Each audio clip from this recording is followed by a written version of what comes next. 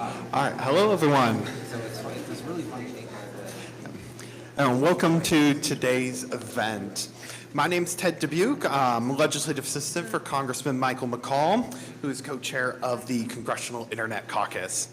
I want to welcome you to today's luncheon event called The Future of AI, Securing Energy for Innovation. I want to note that this event is hosted by the Congressional Internet Caucus Academy in conjunction with the Congressional Internet Caucus and its co-chairs. On the House side, the co-chairs are my boss, Congressman Michael McCall, and Congresswoman Haley Stevens. On the Senate side, it's Senate Majority Leader John Thune. The Internet Caucus was founded in 1996 and has been operating ever since, including hosting these luncheons regularly. We have an upcoming event in Rayburn on January 28th of next year. We'll be hosting a tech policy preview for 2026, and we hope you all will join us for that event as well.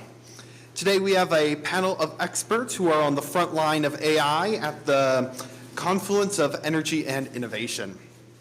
Our moderator today is Rebecca Kern, a senior correspondent for the Capitol Forum. And Rebecca, I will hand it over to you. Okay, thank you. Thanks everyone for coming and everyone who's joining online. As he mentioned, I'm Rebecca Kern. I'm a senior correspondent for the Capitol Forum, which is a publication that covers antitrust, competition, and tech policy. And I'm a Hill reporter for them. And we have a very distinguished panel with us today. I'll go down the line and introduce everyone. Levi Patterson is the Director of Energy, Science, and AI Infrastructure for Infrastructure Policy for NVIDIA. Leslie Abrahams is the Deputy Director and Senior Fellow at the Energy Security Climate and Climate Change Program at CSIS. And then we have David Terry, the President of the National Association of State Energy Officials. Marsden Hanna, who is the Head of Energy and Sustainability Policy at Google, was sick, so I was unable to join us. So everyone's going to have to pitch in on Google questions. No, I'm kidding. So we're here today because AI is obviously rapidly evolving, and it's coming to a head with energy consumption in our country and has become a critical policy concern for lawmakers in the federal government and on the state level, with the rising demands on AI data centers leading to increasing costs for ratepayers, and ultimately could lead to an energy crisis if not enough energy is built within the next decade. So I wanted to talk to our panelists initially about this, about the increased power demand. There's expected to grow 25% by 2030, largely due to large AI data centers being built across the country. At the same time, consumers' electricity bills have gone up 30% since 2020. I wanted to see, and we could start with Levi, can you explain how AI data centers are impacting ratepayer bills, and if there is a direct correlation, what it is, and what are some immediately solutions that are being considered on the state and federal level? Yeah, all right, is this working? Cool. So yeah, I'm Levi Patterson with NVIDIA, working on their energy policy. And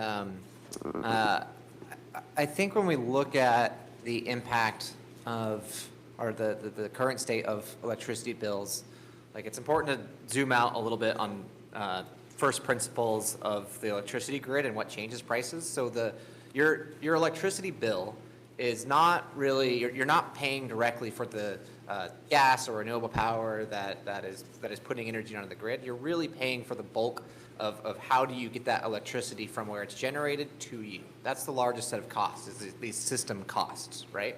And so when we were taught economics in school, right, we were these supply and demand curves where you're like, well, if you have more demand, then prices should go up. Well, it's a misleading, because that's not how the grid works, right? So if the major costs of the grid are fixed, right? So the grid itself is the expensive part that we're all sharing costs.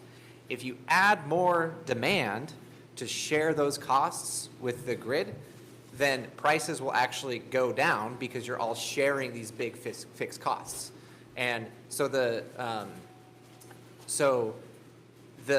way to lower electricity prices is to reduce the cost of really its transmission and distribution across the grid. And so it's a complicated story with different markets across the United States, but there is nothing from a physics perspective that says more demand should increase prices. In fact, it's the opposite, where more demand drives prices down because you're more people to share the cost of the grid with.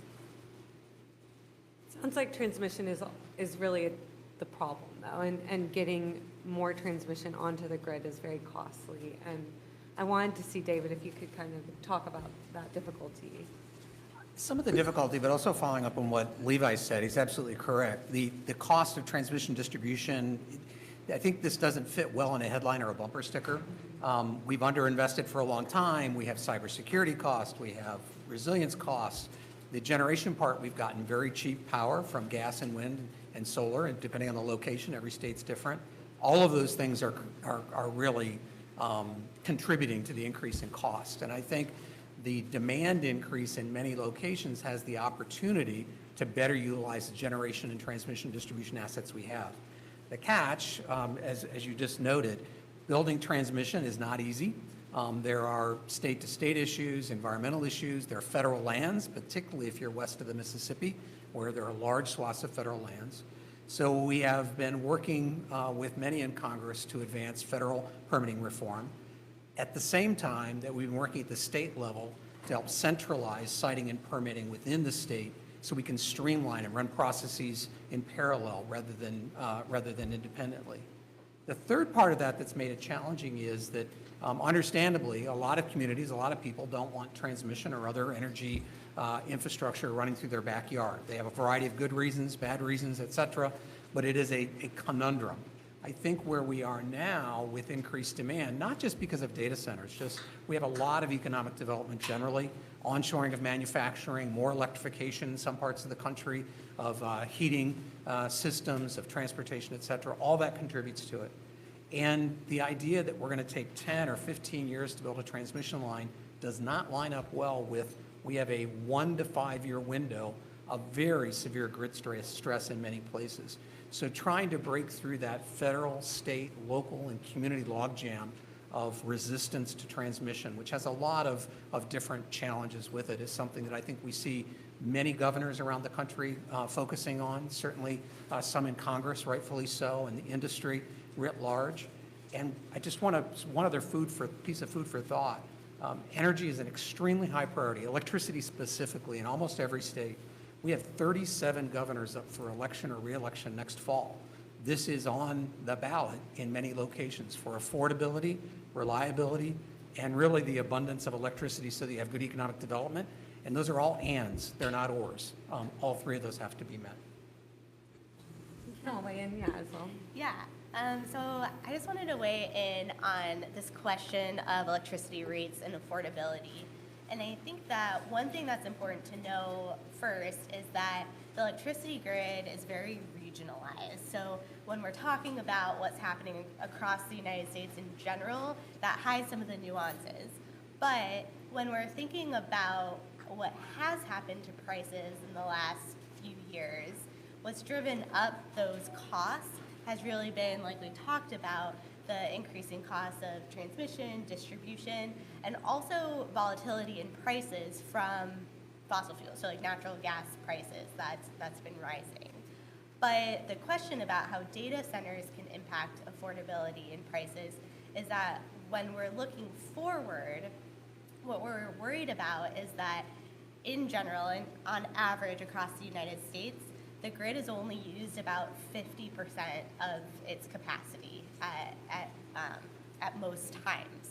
And so at non-peak times, we have a lot of room to add new demand, which, as we've talked about, can help reduce costs because you're sharing that those infrastructure costs across more customers.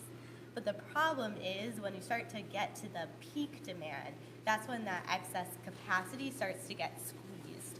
And that's where we're talking about having to add new infrastructure, new capacity. And so the question that I'm worried about for affordability is not what's been happening and what the drivers of that have been, but what is going to happen to our electricity bills moving forward, especially when we think about right now, we're already at a time where about 1 in 6 households are behind on their electricity bills. One lever that's being considered is the federal government is considering the SPEED Act in the House, which is looking to speed up NEPA permitting reform generally. It could be coming to a vote in the coming days, but it doesn't include transmission permitting reform, which we said is one of the biggest challenges to getting new energy supply on the grid. So I wanted to see, David and Levi, where you see on the federal side, at least in Congress, how you're tracking these developments, and are these solutions that would actually address the challenge we're seeing in the next 1 to 5 years in getting enough supply? I think I'm going to answer that sort of in reverse. We see this as a three-part, everywhere, everything, all at once from a state perspective. We have near-term optimization things that need to happen, medium-term innovation in policy and siting, and longer-term generation and transmission build-out. And that's all within a 10 or 12-year time frame. It all needs to move forward. Looking at the SPEED Act, we met with our board last week. They're considering the act. They're really more focused on that transmission component.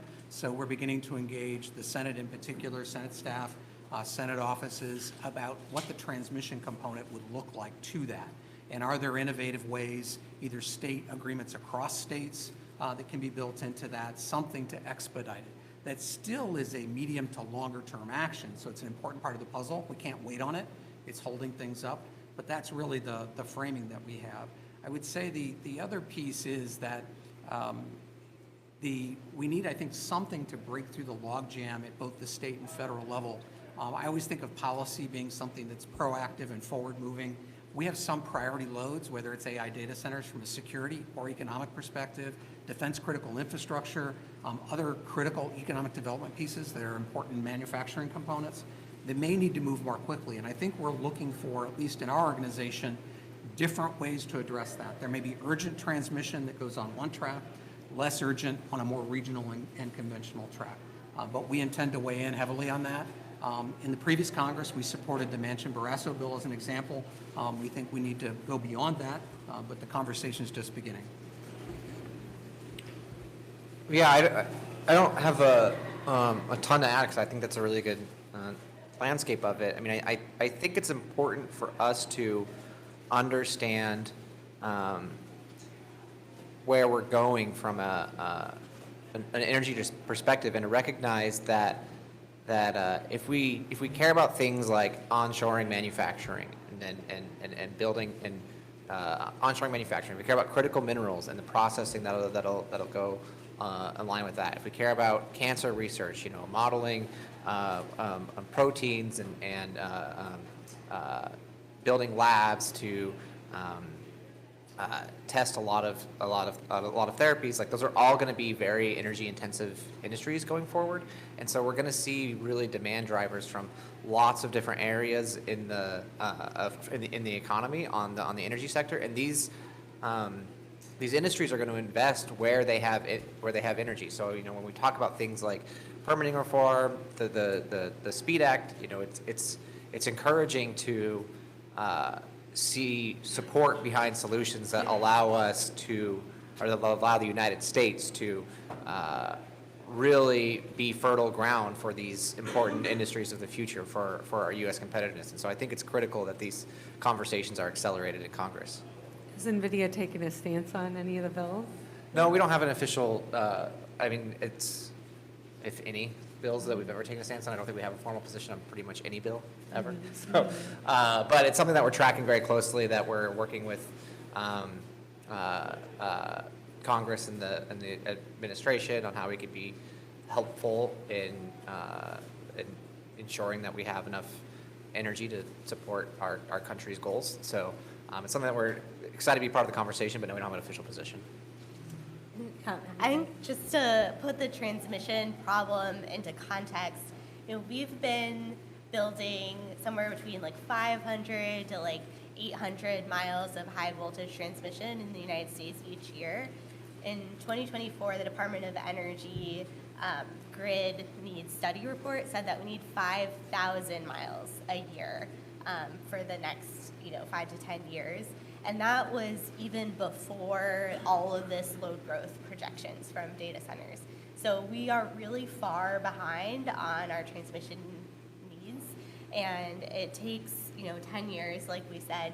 So we have to start thinking now, even though this is going to be kind of a longer term solution. If we don't act now, we're not going to have this infrastructure when we need it. And what makes transmission particularly difficult is that where it's built is not necessarily where the benefits are felt. And because the grid is so networked, it's hard to even tell where those benefits are going to be felt. So how we distribute the cost of building that transmission, and then even how you get a state to agree to build the transmission there when they might not be the ones who will primarily benefit is really difficult. Are there other states' efforts that you're tracking, David, that could speed things along? There are, and I think part of it is trying to reach some agreement across, I'll say governors, but it spans governorships to see the cost and benefit piece of this. Cost allocation on transmission has been a problem for literally decades, and I think we have to break through that with a policy solution, distinct from regulation. Both are needed. That's one. Two, I think you're absolutely correct in the way you described that, but one of the things in that multi-pronged approach that we're doing is we've been doing really a drive for strategic reconductoring of transmission lines, existing lines, with composite high voltage cables that have less line loss, carry twice as much power, and can be put in place where existing transmission is in some locations. It's not a solution for everything. And so we've seen states, West Virginia being among them, that have passed legislation or executive orders to encourage strategic reconductoring to help relieve congestion, help move some power. That's an action that can take place very quickly, within a matter of a year or two, at a much lower cost. It's a piece of the puzzle. It's definitely not the whole piece. The overall transmission portion is still the crux of the problem from a long-term perspective. Can I also mention? So in addition to reconductoring, which is essentially like upgrading or replacing transmission lines, there are kind of some other innovations in the near term that are possible to help us get more out of the existing system. And we're talking about strains that AI and data centers can put on the grid, but there are also ways that AI can help the grid operate more efficiently. And so one example is something called dynamic line rating. And so what that means is that transmission lines are set for like an average condition, so average temperature, average wind speed. But if you can use AI to dynamically change that based on the context, the weather conditions, you can actually be able to transmit more electricity at different times. So that, again, is kind of a near-term solution that actually can use AI and innovation to help us get more out of our existing infrastructure. I think this is a critical point that you're making, because there's a lot of opportunity for AI infrastructure to reduce prices, right? We spoke in the beginning of the panel about how electricity prices are, from a first order, mostly transmission and distribution costs, and more people share that load reduces prices. So if you have a big data center or AI factory coming in willing to share that cost, it'll reduce prices there. But there's going to be more and more investment in energy systems like energy storage attached to these data centers that could be very responsive and ensure that a data center or AI factory is really a flexible asset to the grid. And so if you have a new person to share that load coming in that can adjust their footprint based on what the conditions are, that can further drive down prices. And then there is the acceleration that we're seeing in can you manage grid congestion better with AI? I mean, when we see grid events across the globe, there are things that happen on a very short, 1 to 2 second time scales. And so there needs to be some sort of autonomous information and the decision making that allows a grid to operate in the most efficient way to further reduce prices. And so it's one of those things where kind of the way forward is through, right? So there's a lot that AI factories and data centers can do to drive prices down. And I certainly agree with that, and I would just add 2 examples of that. We have one in reconductoring, one in optimization of a different kind. We have a major reconductoring project being led by Utah with 5 other states in the West to put more modern, higher capacity cable up in a shorter time period. That project's just getting underway. Huge load increase in that part of the country, so great opportunity. We have states like Virginia that are working to put solar and storage in concert, much as Levi just described, to help fill those gaps. We're also in discussions with really innovative companies, one that's serving both California and Texas called Critical Loop, and it's bringing to distribution systems that have long wait times to add a new major load like a data center or manufacturer to bring in significant amount of storage, really sophisticated control systems that allow for high power quality. Those are the kind of solutions in the near term I think we need. And I guess just one other thought in this cost area, just to kind of make the point that I think data centers make a great headline to blame, but are just not the issue in terms of cost in general. We have supply chain costs, 5 and 6 years for a gas turbine on order.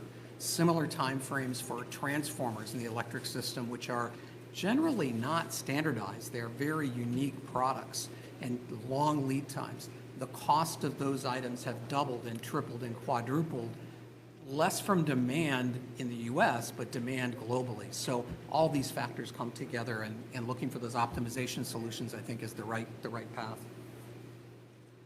Could you kind of explain grid optimization and how a data center can actually maybe give energy back to the grid if it has its own battery supplies, or even using its own backup generators, which are being discussed at these plants? Are data centers even being considered as an asset to the grid? Yeah, whoever wants. Yeah, so there's a lot that can be done here. So I mean, AI factories are being built differently. I mean, the energy constraint, right? Like NVIDIA and the AI industry is energy constrained as in the United States going forward. And so what that means is, as we're scaling up and out when it comes to these data centers, is that the relationship between this asset and the grid is becoming more and more important, which means you really need energy systems built alongside your data center to manage both like variations in training, right? Because all of a sudden your data center might be using a significantly less amount of power than it was previously, right? So you need more and more. It's not just simple diesel backup generators that you don't really ever expect to use, except in certain situations. Because I mean, a diesel generator is not a really convenient asset to keep on, because you have a supply chain, trucks, to have to feed it. So it's not really meant to be running that much. But what we're seeing more and more investment in energy systems attached to it. And so if the grid operator, for whatever reason, if it's a price consideration, if it's a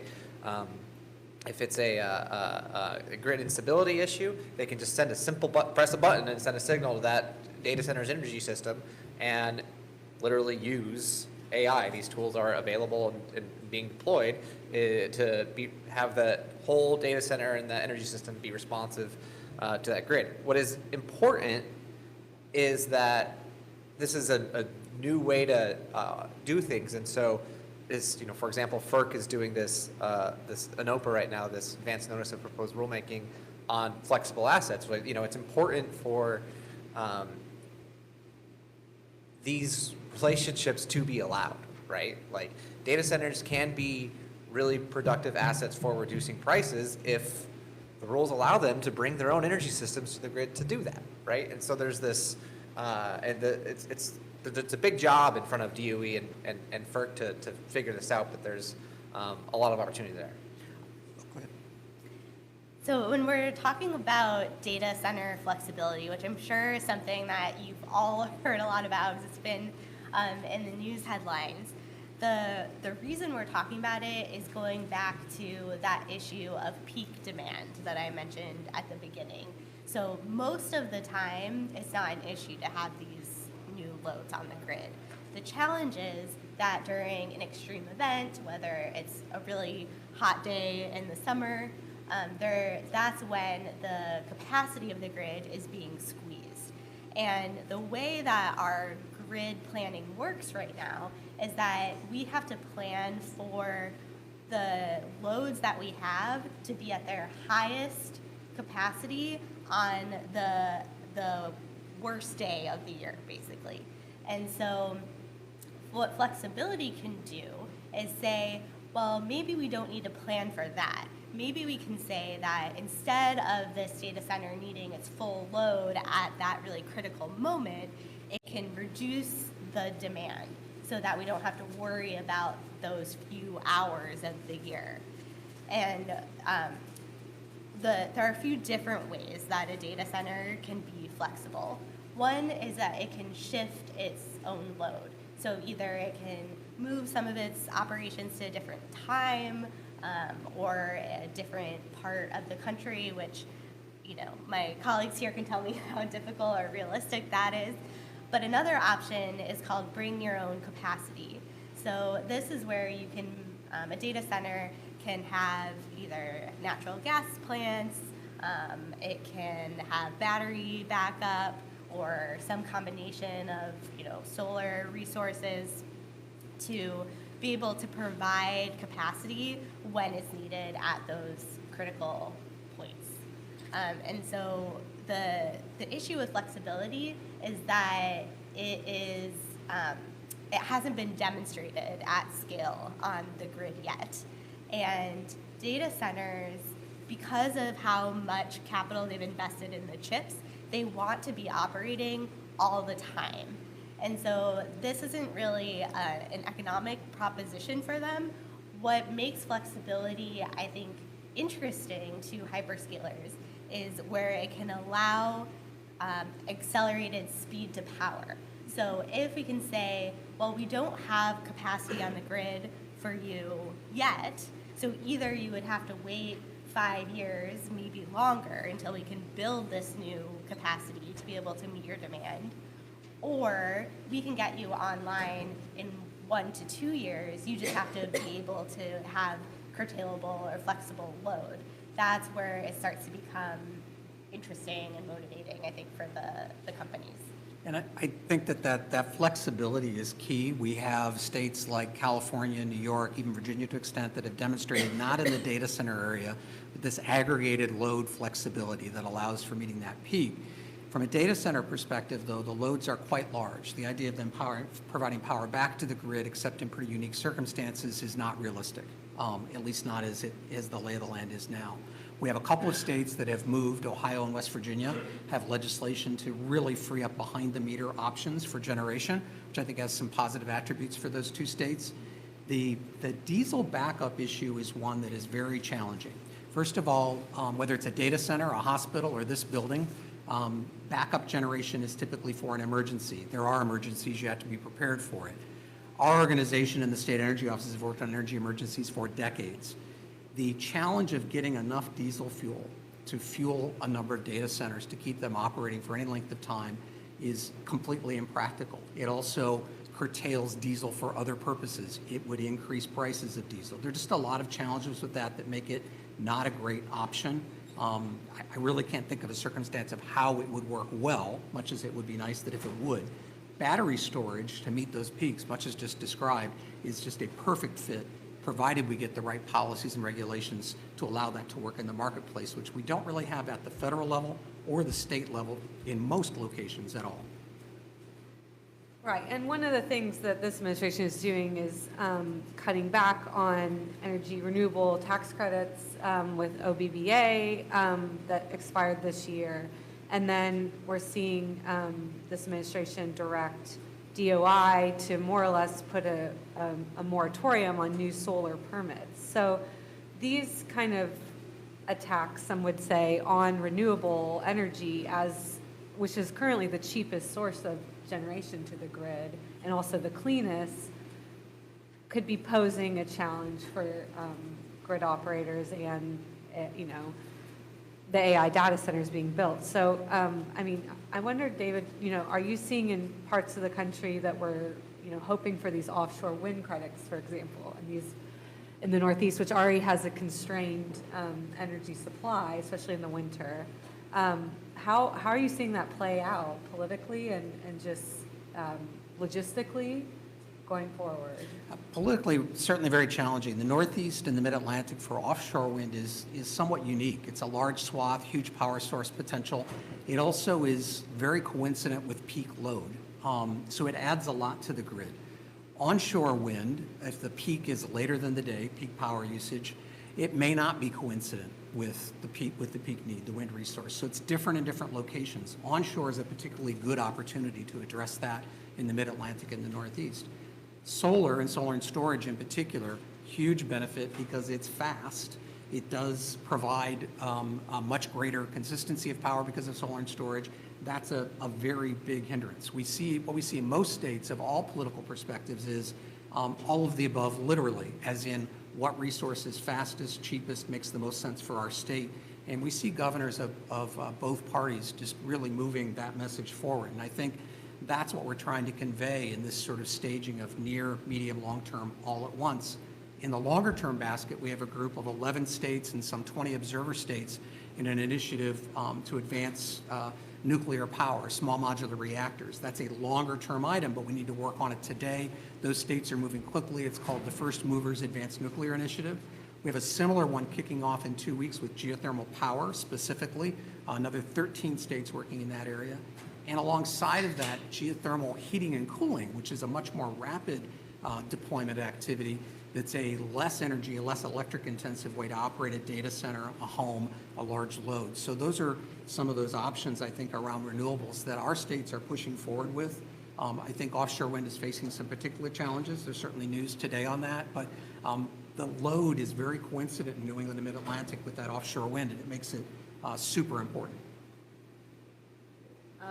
And we're also seeing, as a result of some of these policies, that some of these large companies like Google are not meeting their climate and sustainability goals. In fact, their emissions are going up with AI data centers continuing being built around the country. And NVIDIA has also reported emissions going up with more AI data centers being built. So I'm wondering how the AI data center boom and the less generous, let's say, support towards renewables in this administration is having an impact on increased emissions. And I mean, is that something you're working on at NVIDIA, Levi, and how are you guys addressing that? I mean, I think I imagine if I'm trying to build a lot more energy, that policy stability is really helpful. I mean, we had in the Biden administration, the U.S. government stopped oil and gas development on federal lands, and then now we're sort of seeing a similar reaction to that on the renewable side from this administration, and I imagine that makes everyone's jobs a lot tougher. I mean, I think every electron's the same color. I assume, I guess I've never seen an electron, but so from a data center perspective, it's really about being able to meet the energy demand of the new economic drivers. I think so. If I want to talk about kind of where we're going at from a efficiency perspective on data centers, there's about 10 years ago, the data center compute that we had to now, what we've seen is about an increase in efficiency of about 100,000 times. So like that efficiency driver is what is allowing this current moment to train these big models at this current scale.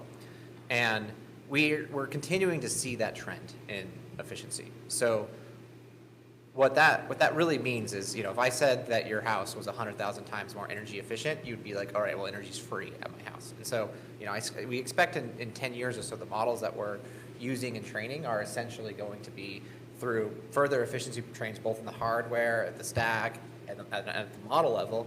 You'll be able to get a model that's equally performant, that is, orders of magnitudes more energy efficient. And we're going to continue to see that trend. We're going to see So we're going to see the AI that we're using today, similar power levels, way more efficient. I think though the challenge is as things become more efficient, they get more broadly used in the economy, right? So if you can use a really powerful deep research model, is now can run easily on your phone, right? You're going to see that diffuse a lot more in the economy, in the manufacturing sector, and so with compute, we're going to continue to solve more and more challenging problems, which are going to lead to that continual energy usage. As more people, as more industries adopt AI technologies, they're going to see their energy footprint continue to expand, and they're going to be training their own models. For example, let's look at fusion energy. If we want to deploy fusion in this country, there's a lot of physics problems that need to be solved. A plasma that generates the energy is a wily organism that needs to be controlled. It changes on nanosecond timescales. And so what you really need is you need AI models that are able to control and make decisions with your magnets at really, really short timescales. And so in order to do that, what you need to do is you need to do tons and tons of simulation. In order to train models on the physics, you need to then train the models on real-world data. So collect a bunch of real-world data and train the models. So there'll be a ton of energy use from computational methods to be able to deploy fusion technology. But at the end of the day, it's going to lead to a really new, important technology for meeting the moment. And so I think, in your question, I guess, in where we're going on the meeting the energy demand from a multiple source perspective, we're going to be able to hopefully, we're working a lot with the Department of Energy and Idaho National Labs right now at trying to, they've set a goal through autonomous design and operation as part of this Genesis mission with the Department of Energy. They've set a goal to pull in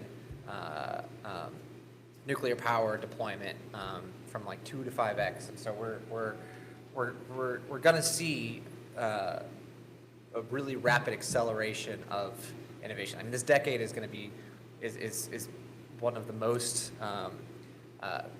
we're seeing an acceleration and increase in scientific progress in this decade, and so we'll continue to sort of see that. And you guys are obviously you're investing in advanced small modular reactors as well, like TerraPower. Yeah, if we want to be able to build nuclear power plants quick in this country, we're going to have to build them differently than we have in the past, right? So we're going to have to build them in the digital world first. We're going to have to, again, have models that understand the physics of the reactor so that they can, so a safety regulator can look at that reactor under a bunch of different scenarios and be certain that it's safe. And so it's going to require a lot of public-private partnership investment in building these new tools for the industry broadly. In order to see that deployment of nuclear reactors. And yeah, we're very excited to work with TerraPower, so we've worked with on that. We're working with the industry to help do that. And you were with the OSCP in the Biden administration, so I wonder if you could kind of observe this kind of switch on renewables, at least in this administration, and how you foresee that impacting this kind of crunch in energy supply we have right now in the next 1 to 5 years. Obviously, we see long-term, hopefully SMRs online in 5 years, maybe that'd be the soonest. And that's a large clean energy supply. But given renewables are some of the fastest sources of energy to build, and there's kind of a challenge in this administration to build it, how are you seeing that flip since last administration? Yeah, I think that there's rhetoric around renewables, but then there's the reality and the practicalities of what we need in order to be, economically competitive, especially with AI. And I think just backing up, one thing to remember is that data center load is just the nearest source of increasing demand. When we are thinking about our decarbonization strategy overall, the idea was always to increase our load through electrification. So people switching to electric vehicles, from gas stoves to induction stoves, and then even just thinking about our economy, we want to onshore and reshore manufacturing. So data centers are really one of the smallest pieces of load growth that we're anticipating in the future. So if we can't figure out how to meet this demand in a sustainable way, then we're going to struggle in the long term overall. So that's part of the reason why this is such an important, case study or example, because we have to get it right in order to set ourselves up for success moving forward. And when we think about what our energy options are, we've talked about large-scale nuclear that can take maybe 10 years to build. We have talked about natural gas, but there are supply chain constraints with that too, not just the turbines that we've heard. Like if you don't have something ordered right now, you're not going to be able to get something until 2030 maybe. But there are also constraints on natural gas pipelines. So there are supply chain issues there, prices have gone up, and then we've heard about coal being kept online longer, plants that we're going to retire no longer retiring. But that's not really an economically viable solution. That's really expensive, and it also has pretty severe public health implications for local communities. And then if you think about using all of those available solutions, we still have a substantial gap in the capacity that we need. And I think about 90% of the capacity that's come online this year so far has actually been from renewables. So I think there's what we're hearing about in the news versus what just is economically and technically feasible and viable right now in terms of being able to match the speed that we need this electricity with the actual infrastructure that we can add to the grid. And there are still constraints, like especially being able to connect wind, solar to the grid. That's something that is slowing down our ability. That's something called the interconnection queue, which you also might have heard about as being a challenge to manage. But I think that while we've seen the tax credits being severely diminished and talks about permitting issues, really the cost of renewables have come down such that they're still the least expensive option. Just taking away those subsidies is making it more expensive for consumers on the grid. I would open it up for questions in the room in a minute. So if everyone wants to kind of think of questions, if you have any, and I can switch to that soon. But another large topic is competition and the U.S. maintaining a lead, a competitive edge with China in the AI race, and particularly in building new data centers and developing faster chips. And I was just wanting to see how this is all playing out. And I know I'm putting you on the spotlight, Levi, but as NVIDIA's representative here, how are you guys imagining leadership on AI in the chip space, and then also with Trump announcing the okay of exporting advanced AI chips to China? How does this affect the U.S.'s leadership in this race? When I think about U.S. competitiveness on this issue, I really think about us pushing the frontier on AI for science, open source AI in this country. I mean, I think it's pretty clear that when we look at the competition and the power of models, the United States has the best frontier models in the world, right?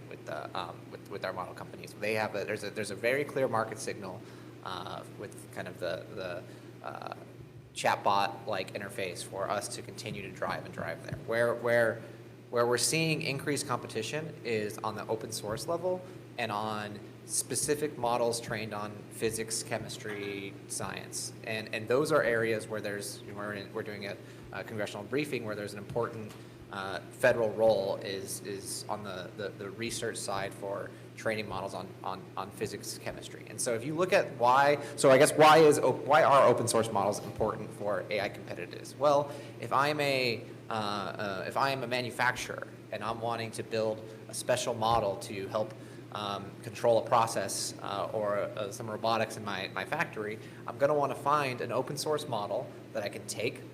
I can take the knowledge that it needs to know about the task that I'm trying to do, and I can fine tune it and teach it and build on top of that open model. And so what we're really seeing is the world, if you look at open source models being used, we're seeing people build on foreign models.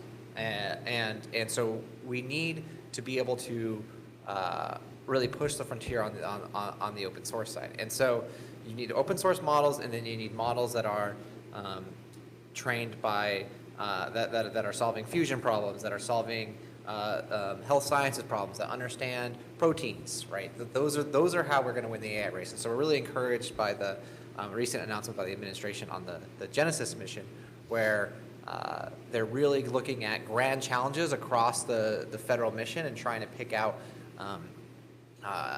areas that they could really push our competitiveness on that. And I think that kind of stuff is really important to U.S. competitiveness. Anything else to add on competitiveness? I think the only thing I would add is there's not a governor in the country that doesn't want us to win on this race. I think it's important, and data centers, to the extent that it's a part of that, are critical.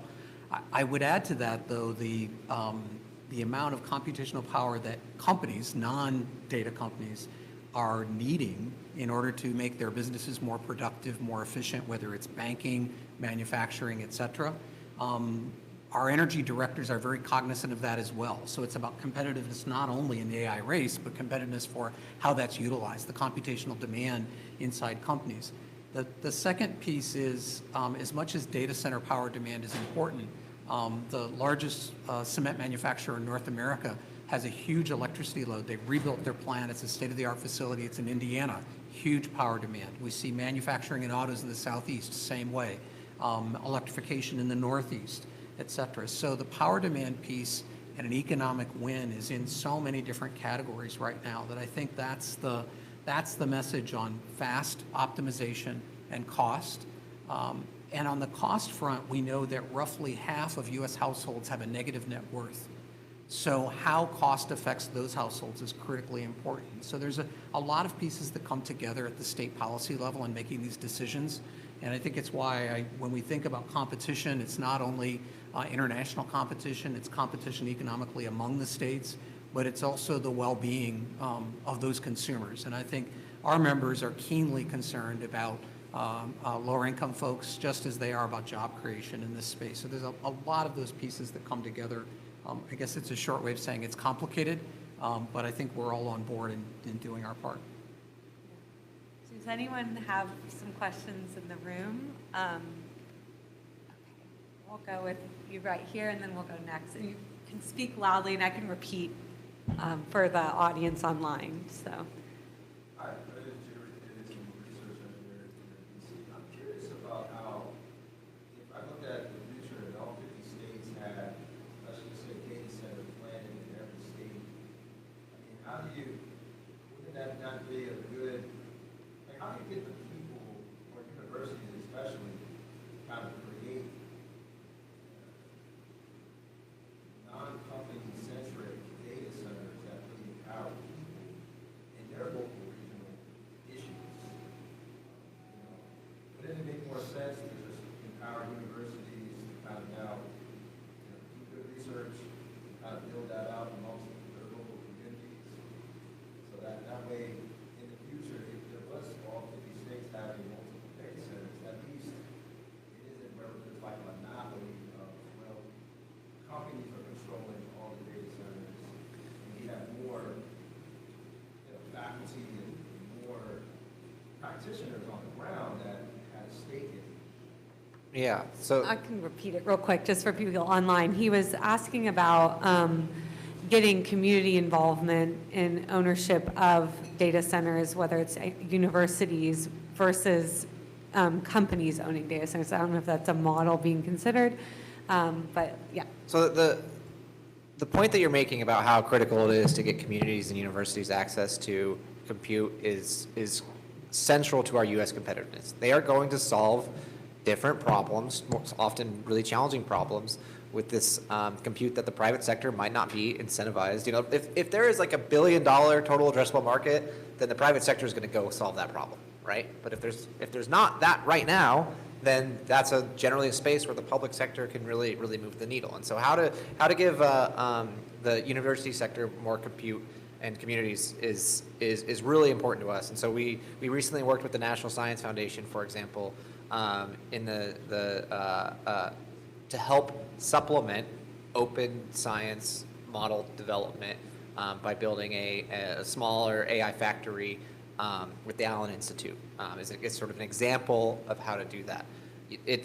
We're also working with Argonne National Labs. We announced these supercomputers, Equinix and Solstice. It's essentially, we're pre-building a big AI factory for them, and whatever local regional partnerships can come together, they can use a portion of that machine, and we can use the private sector interest to be able to go deploy it right now. And it allows us to build a machine for them much faster than we would if we waited for them to cobble up what they need. So there's a lot of models to do that. It's a critical problem. It's an area that is important for Congress to pay attention to make sure that there's access to compute for these people. It's something that we're happy to be helpful with. There's challenges. I mean, compute can be expensive.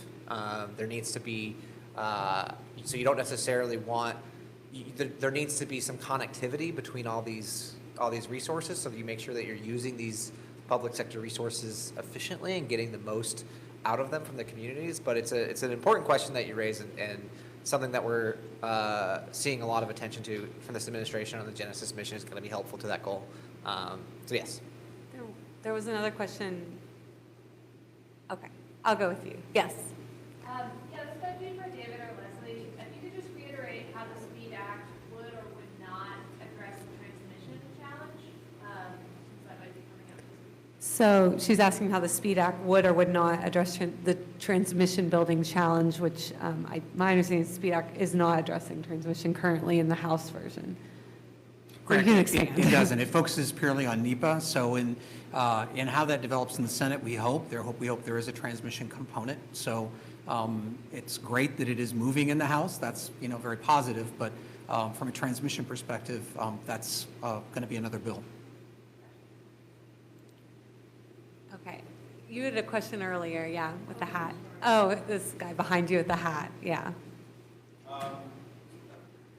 So there's been a lot of talk about an AI bubble, essentially whether all of the money that's been pouring into various AI operations will eventually collapse. There's no question that AI will provide value, but many are skeptical as to whether it will provide as much value as it's promised. And if the bubble, when the bubble does burst, how might that affect the deployment of data centers and the cost required to keep them running? So he's asking about the supposed AI bubble and how, if it were to, quote unquote, burst, affect that AI data center build. I'll address that. I'm not qualified whether to say there's a bubble or not in AI. What I can say is there's huge demand. What states get concerned about is when they're making large infrastructure, electricity investments that ratepayers and to some extent taxpayers pay for, is the durability of that investment. How long is it going to deliver value? And I think that's why you see some states and many companies that are investing in this space looking at subsidizing or paying for a part of it themselves or behind-the-meter solutions, something to offer durability to the investment so that the ratepayers and the taxpayers aren't left in holding the bag. And I think, at least our experience with the companies that we've engaged with, they're very much contributing in a really responsible way in that conversation. So I don't have a huge concern about it, but I think part of the reason I don't is I think I see both companies and state policymakers addressing some of those issues. If they weren't, then I would be concerned. We had time for one last question in the green here. I'm happy with the job and we're a partner with Patterson, and my question is for Levi, and I want to know if companies like NVIDIA and other tech companies, given they have enormous influence in this administration, are talking to officials at DOI, the Interior Department, or the White House about this kind of blockade on renewable energy projects, because that is such an enormous source of power that obviously needs to accelerate data